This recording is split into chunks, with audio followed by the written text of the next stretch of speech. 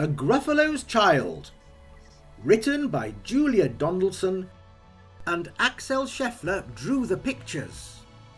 Read especially for Jonathan and Sophie by Grandad.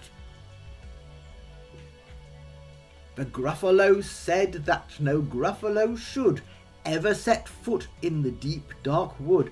Why not? Why not? Because if you do, the big bad mouse will be after you. I met him once, said the Gruffalo. I met him a long time ago. What does he look like? Tell us, Dad. Is he terribly big and terribly bad? I can't quite remember, the Gruffalo said. Then he thought for a minute and scratched his head. The big bad mouse is terribly strong and his scaly tail is terribly long. His eyes are like pools of terrible fire and his terrible whiskers are tougher than wire. One snowy night when the Gruffalo snored, the Gruffalo's child was feeling bored. The Gruffalo's child was feeling brave, so she tiptoed out of the Gruffalo cave. The snow fell fast and the wind blew wild. Into the wood went the Gruffalo's child. Aha! Oh-ho! A trail in the snow! Whose is this trail and where does it go? A tail poked out of a log pile house. Could this be the tail of the big bad mouse? Out slid the creature. His eyes were small and he didn't have whiskers. No, none at all. You're not the mouse. Not I, said the snake. He's down by the lake eating Gruffalo cake. The snow fell fast and the wind blew wild. I'm not scared, said the Gruffalo's child. Aha! Oh-ho! Marks in the snow! Whose are these claw marks? Where do they go? Two eyes gleamed out of a treetop house. Could these be the eyes of the big bad mouse? Down flew the creature. His tail was short, and he didn't have whiskers of any sort. You're not the mouse. To it not I, but he's somewhere nearby, eating Gruffalo pie. The snow fell fast and the wind blew wild. I'm not scared, said the Gruffalo's child. Aha! Aho! A track in the snow!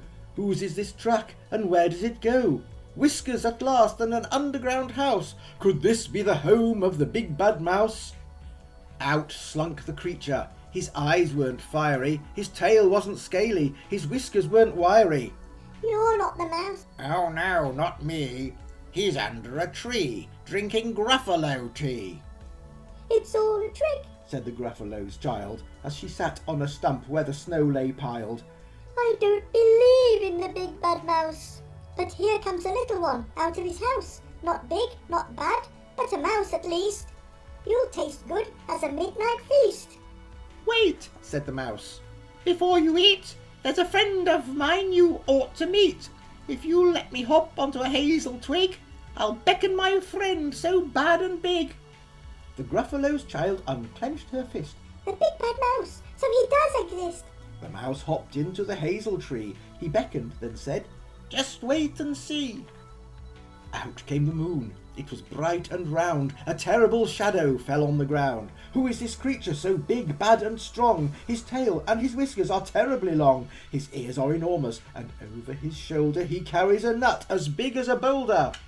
The big bad mouse! Yelled the Gruffalo's child. The mouse jumped down from the twig and smiled. Aha! Aho! Prints in the snow. Whose are these footprints? Where do they go? The footprints led to the Gruffalo cave, where the Gruffalo's child was a bit less brave. The Gruffalo's child was a bit less bored. And the Gruffalo snored and snored and snored.